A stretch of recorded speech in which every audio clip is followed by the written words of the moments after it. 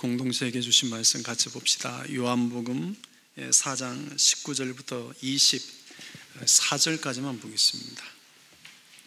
요한복음 4장 19절부터 24절까지만 보겠습니다.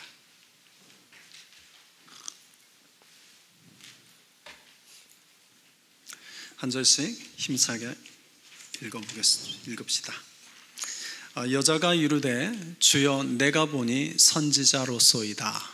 우리 조상들은 이 산에서 예배하였는데 당신들의 말은 예배할 곳이 예루살렘에 있다 하더이다.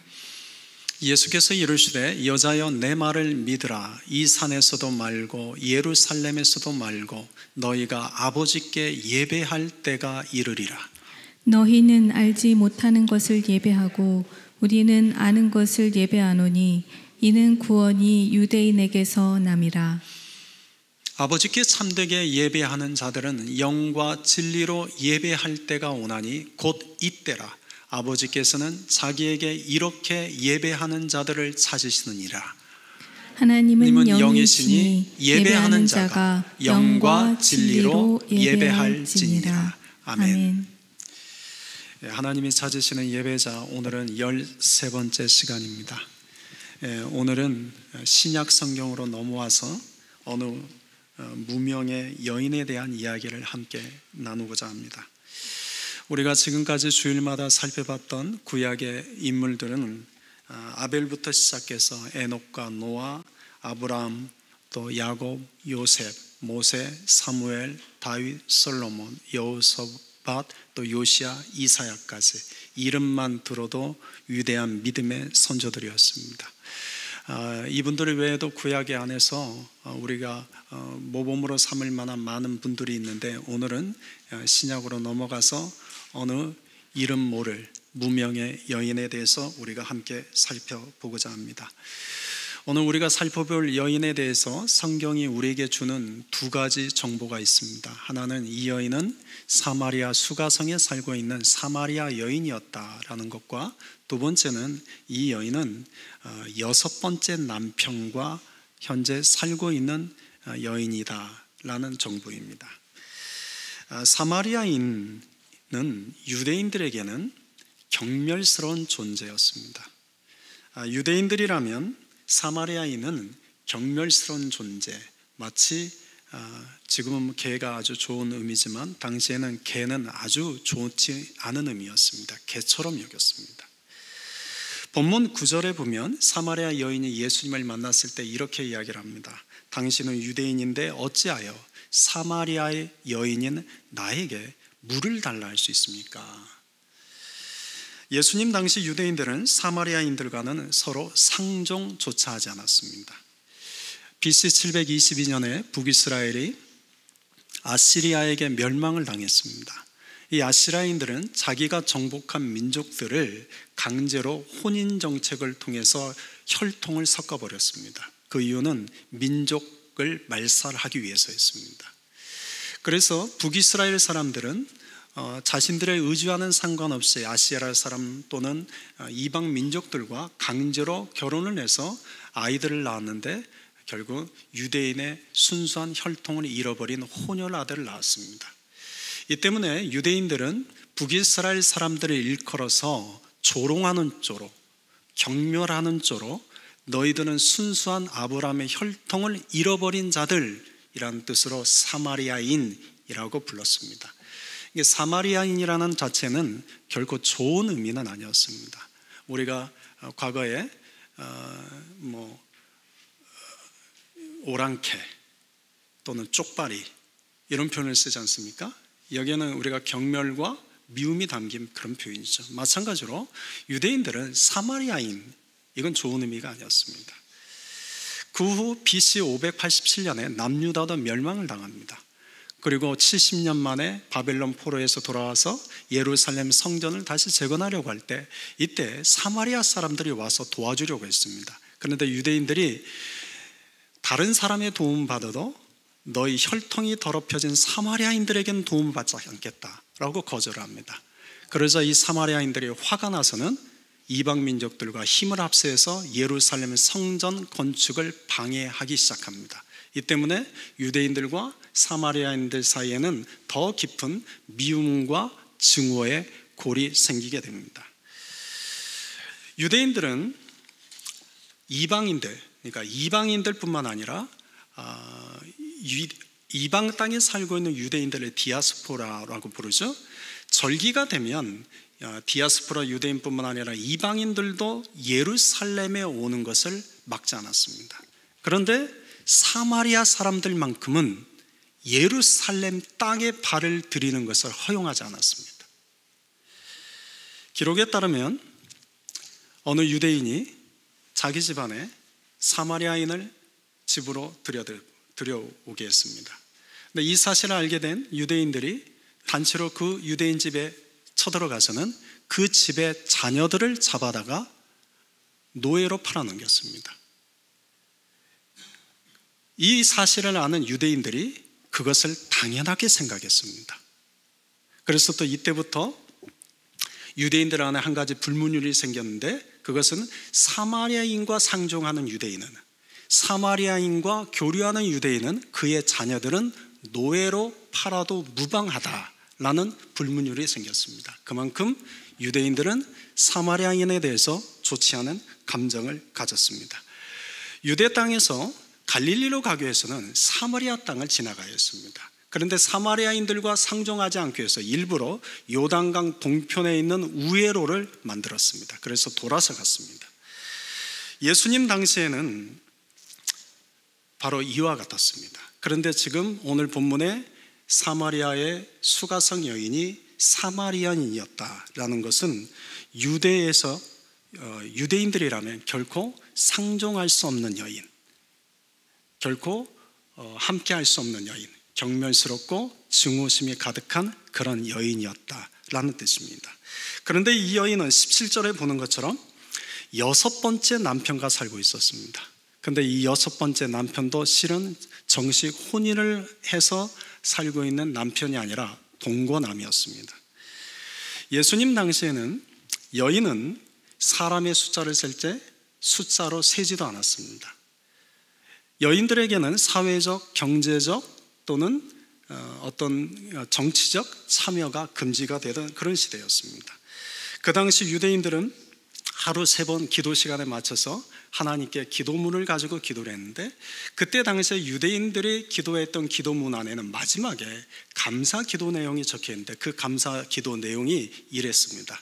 하나님, 우리를 이방인, 노예, 여자로 태어나지 않게 해주셔서 감사합니다. 그만큼 그 당시에는 여성들의 얼마나 차별받는 존재였는지를 우리가 알 수 있습니다. 또한 그 당시에는 이혼이 자유롭지 못했죠.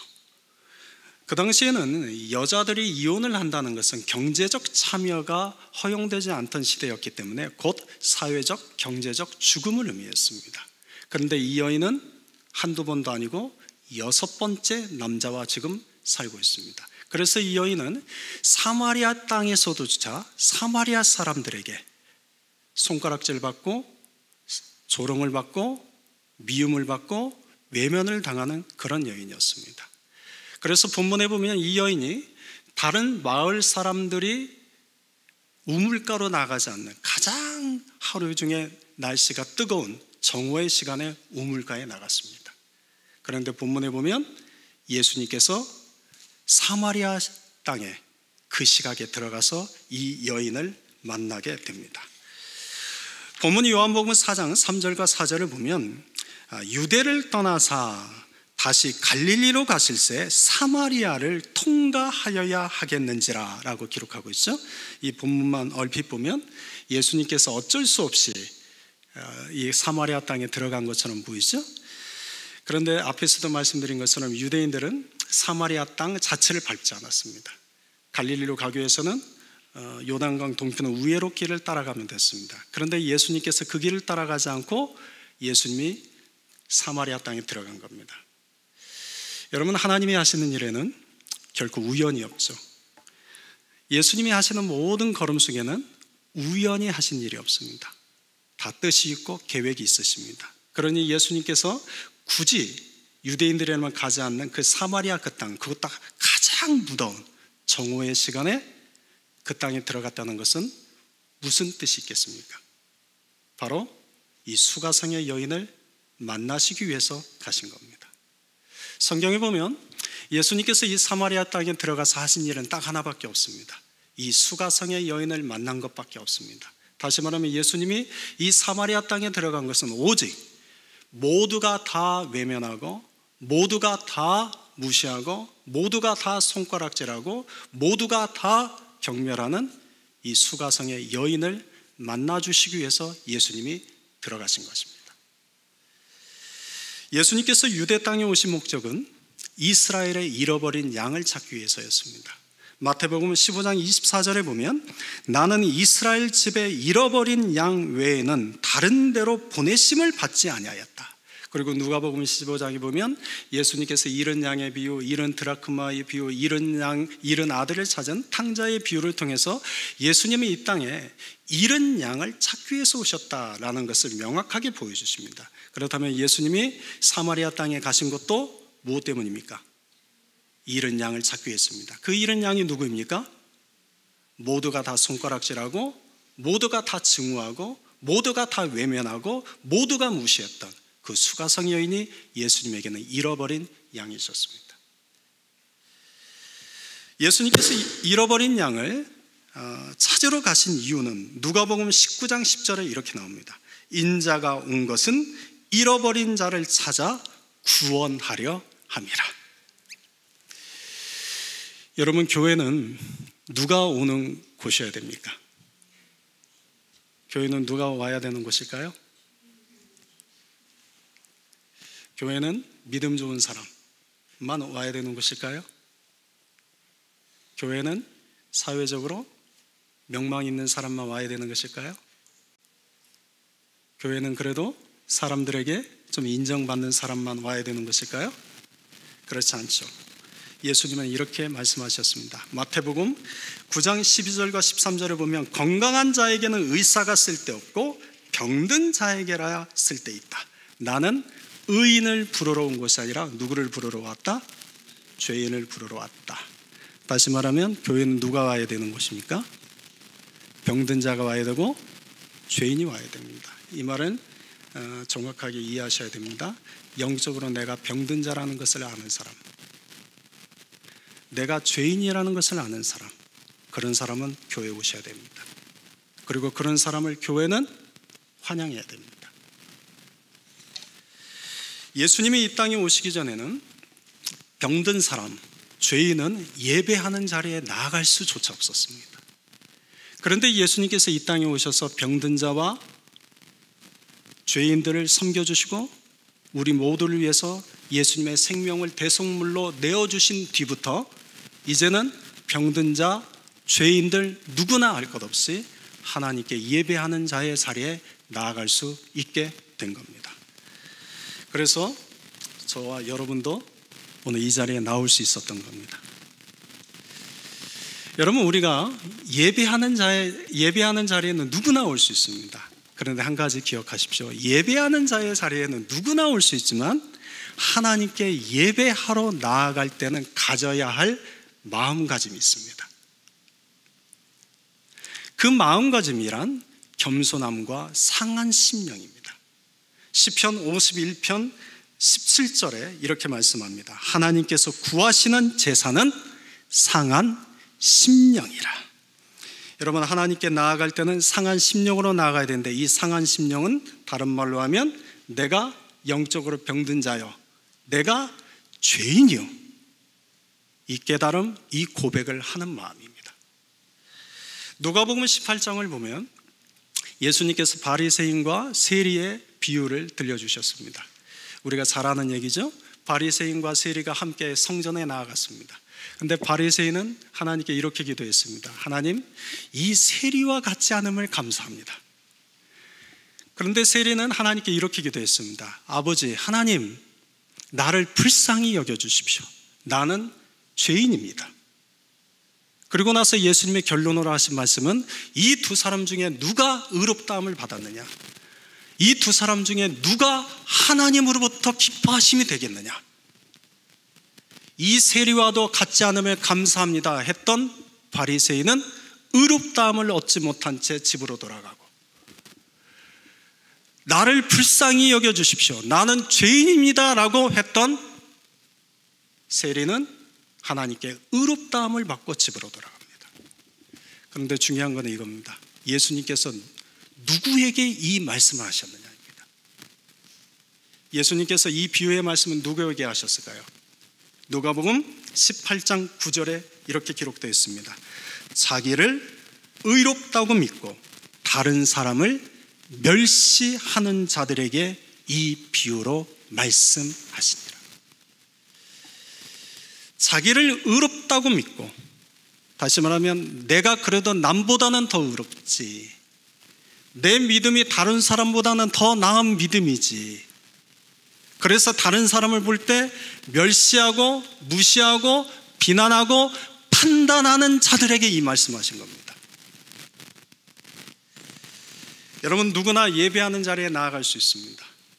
그러나 예배하는 자리에 나아갈 때, 하나님께 나아갈 때는 상한 심령으로 나아가셔야 됩니다. 나는 의롭지 못합니다. 나는 죄인입니다. 하나님, 나를 불쌍히 여겨주십시오. 여러분, 이 마음가짐으로 하나님께 나아가야 됩니다.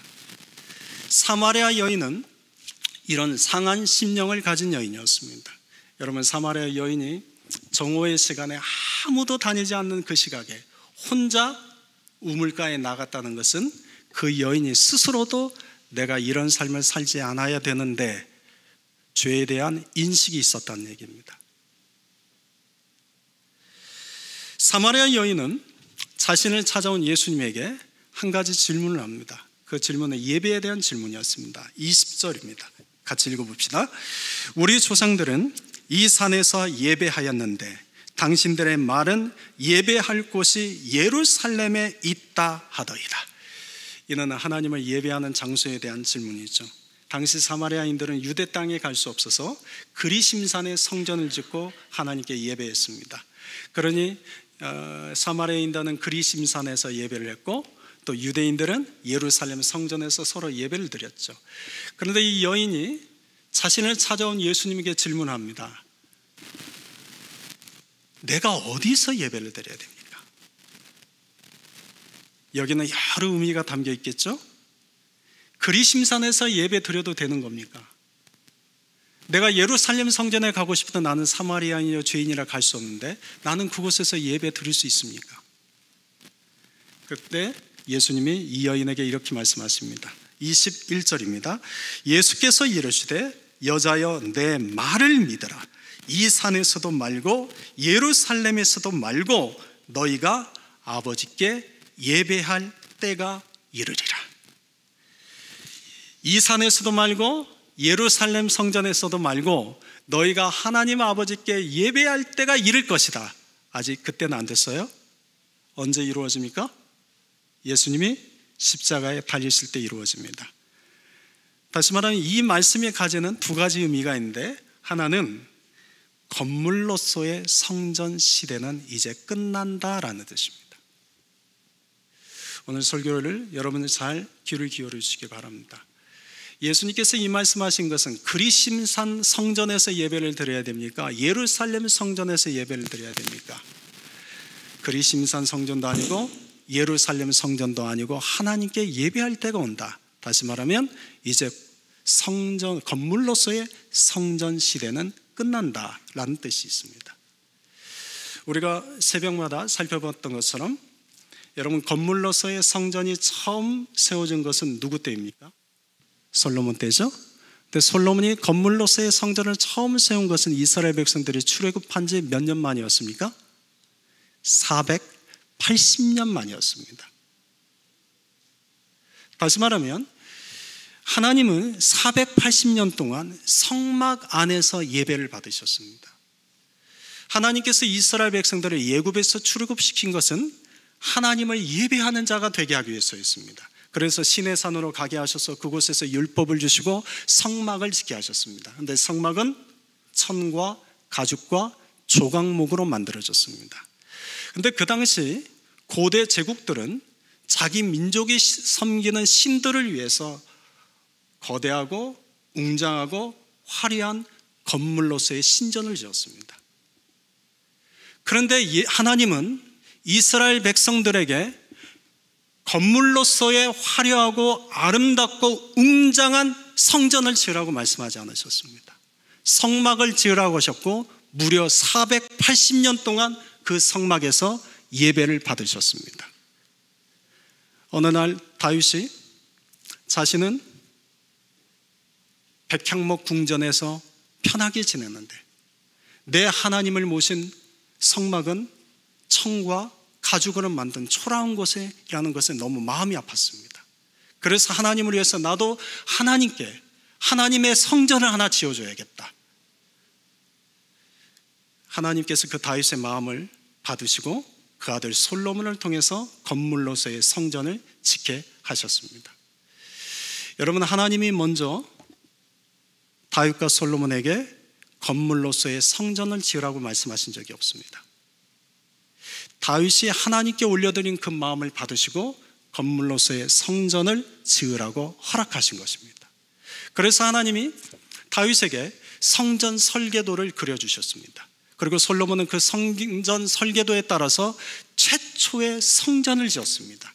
그런데 최초에 지어진 그 성전의 규모는 어느 정도 됩니까?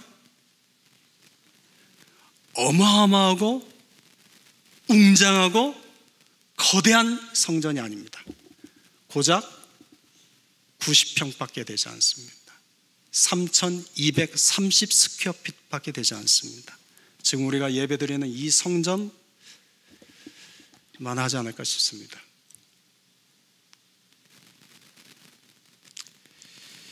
여러분, 하나님이 480년 동안 성막에서 예배를 받으셨다는 것과 하나님이 다윗의 청을 받아주시고 성전을 건축하게 하셨는데 겨우 90평 3230 스퀘어피트 규모의 성전을 짓게 하신 데는 무슨 뜻이 있겠습니까?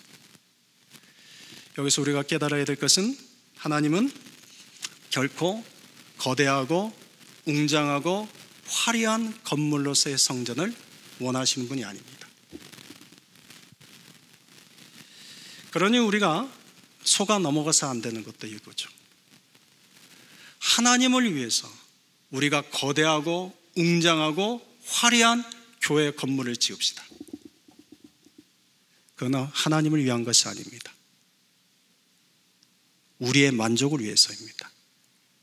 우리 안에 있는 욕심과 우리 안에 있는 욕망을 그렇게 드러낸 것에 불과합니다. 하나님은 거대하고 화려하고 웅장한 건물로서의 성전을 원하시지도 않고 그걸 기뻐하지 않습니다. 누가 기뻐할까요? 누가 기뻐할까요? 사람이 기뻐합니다. 우리가 다니는 교회가 건물이 세계에서 가장 크다고 봅시다. 가장 크다고 봅시다. 하나님이 기뻐하실까요?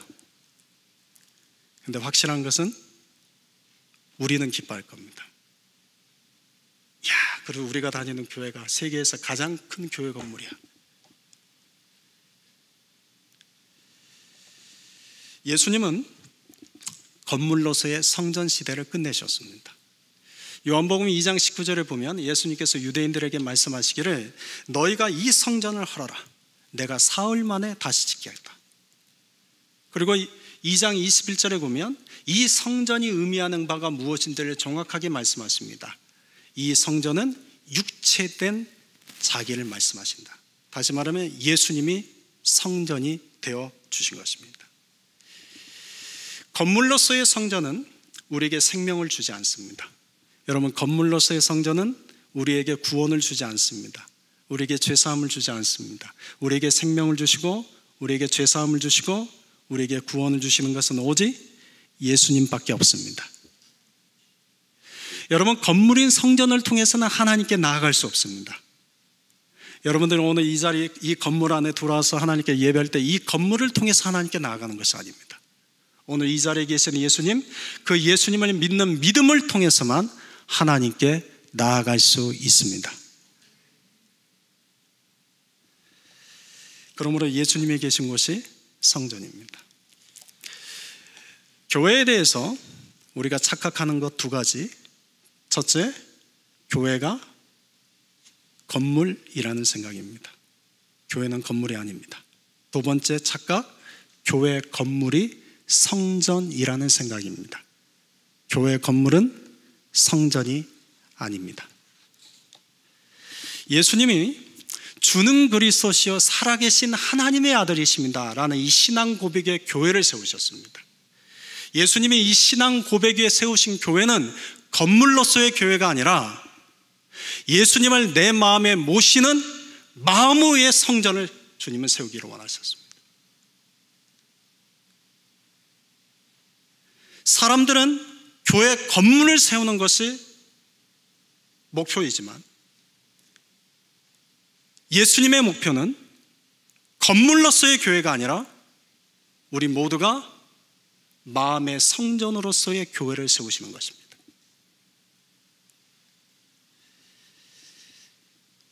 저는 교회 건물을 부정하는 것은 아닙니다. 여러분들, 교회 건물은 하나님의 요구가 아닙니다. 사람들의 필요입니다.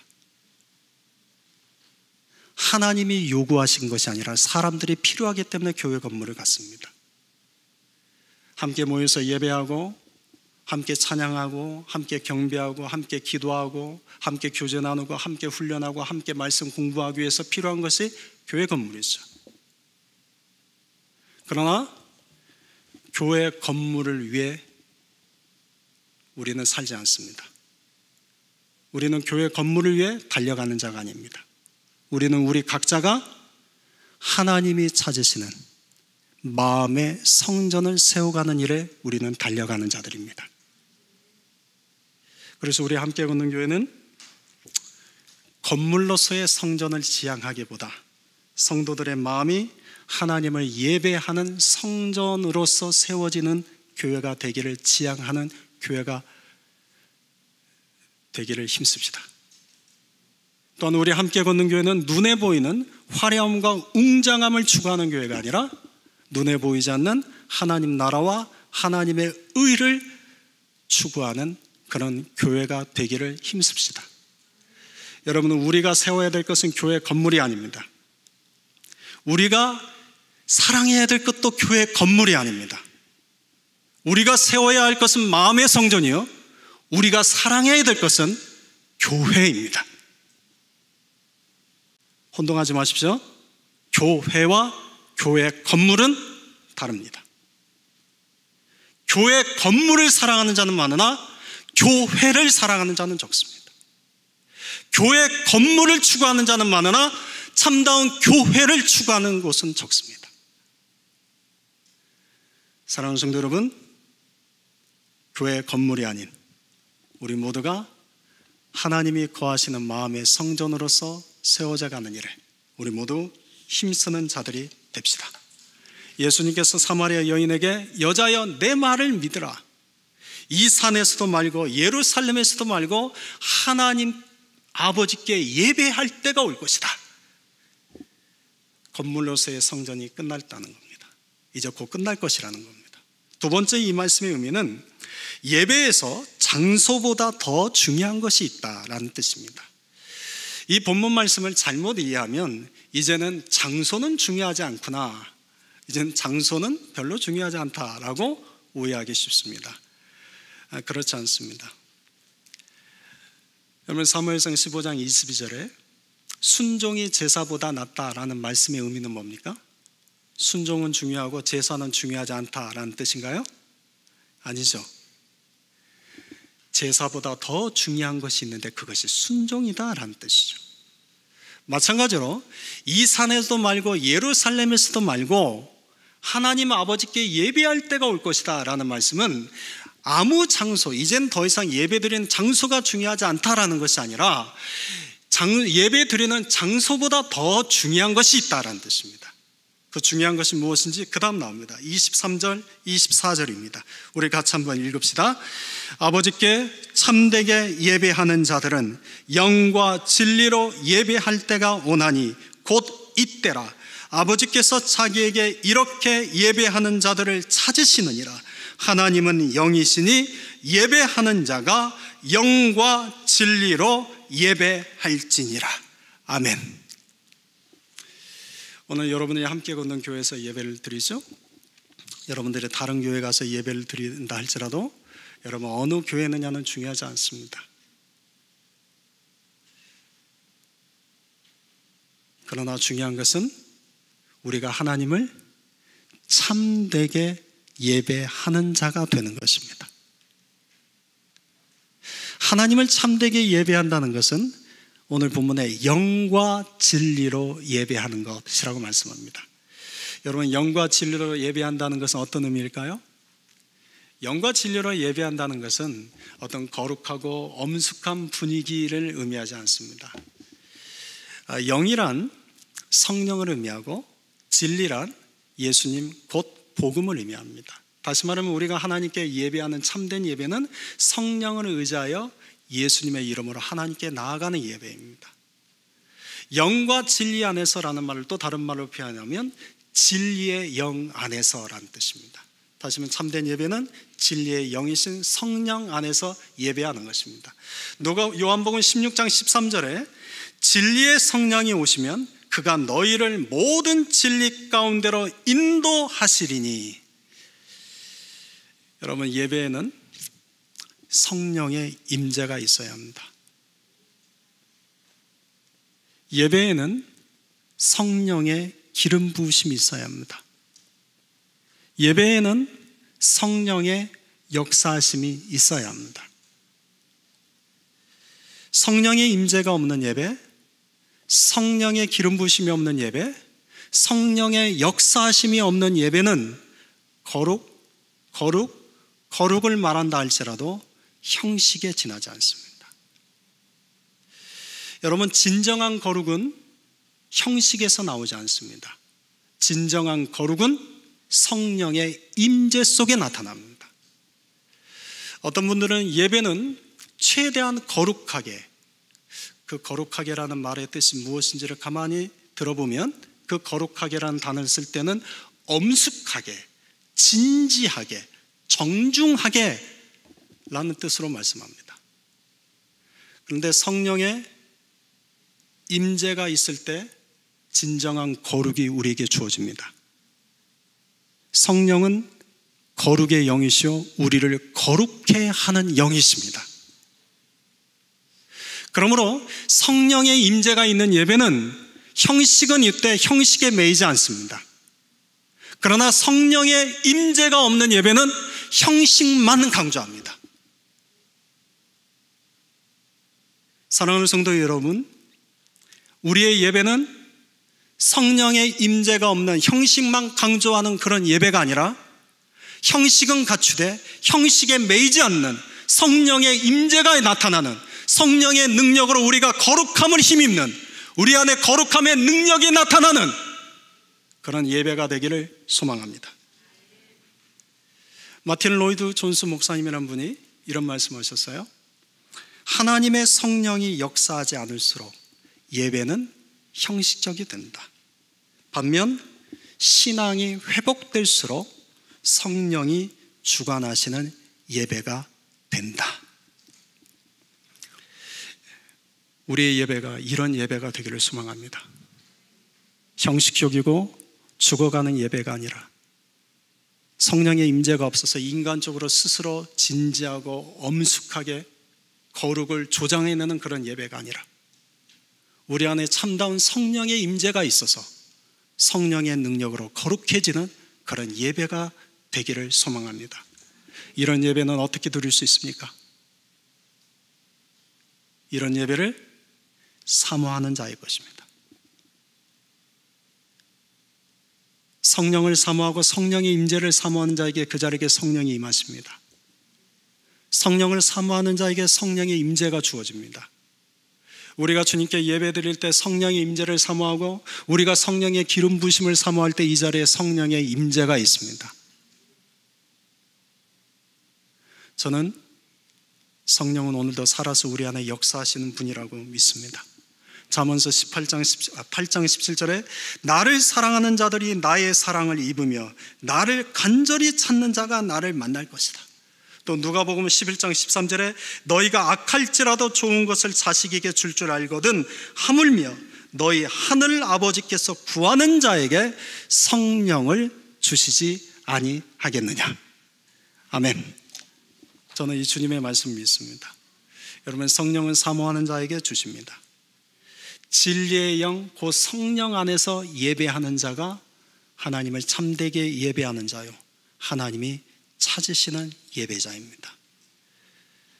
사마리아 수가성 그 여인을 만났을 때는 아직 이때가 안 되었습니다.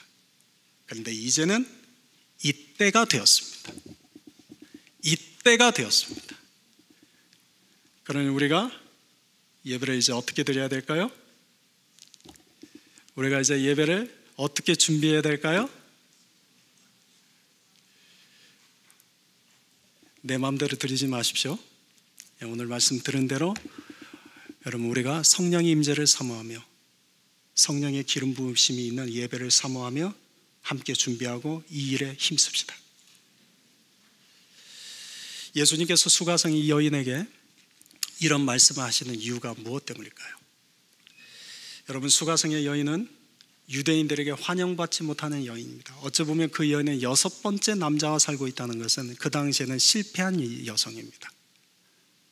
어느 누구도 가까이 하지 않고 어느 누구도 다가가지 않는, 모든 사람에게 손가락질 받고 조롱받는 그런 여인이었습니다.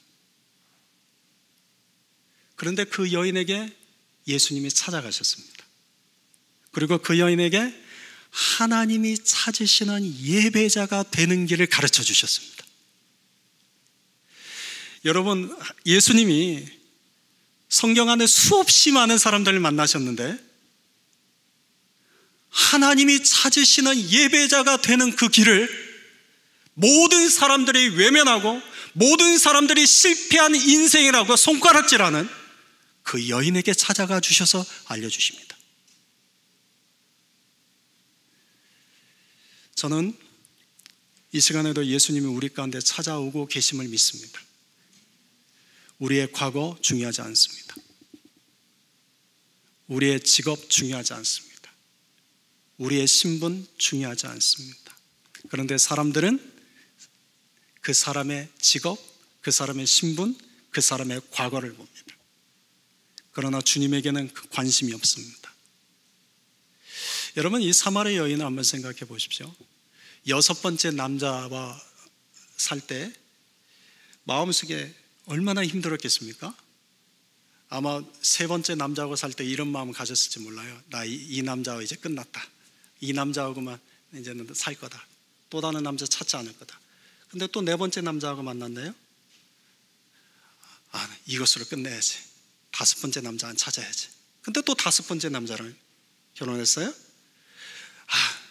이제 진짜 이걸로 끝이다. No more. 근데 또 6번째 남자하고 만났어요.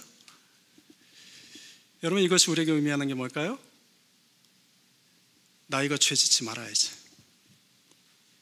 나 이제 더 이상 이런 악 행하지 말아야지. 내가 이제 더 이상 이런 화를 내거나 이런 나쁜 마음 갖지 말아야지. 근데 또 합니다.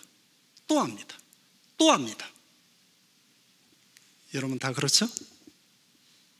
아니신 것처럼 그렇게 표정을 짓고 계시는데 다 그렇지 않습니까? 우리는 다 똑같습니다. 그러니 사마리아 여인에게 찾아온 예수님, 동일하게 우리에게도 주님은 찾아오고 계십니다. 사마리아 여인에게 희망은 누구입니까? 예수님입니다. 사마리아 여인에게 예수님이 찾아오셔서 뭐라고 말씀하십니까? 하나님이 찾으시는 예배자가 되라.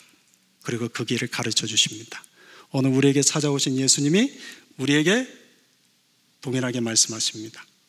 하나님이 찾으시는 예배자가 되라. 우리에게 손 내미시는 예수님의 손을 뿌리치지 맙시다. 예수님을 붙잡읍시다.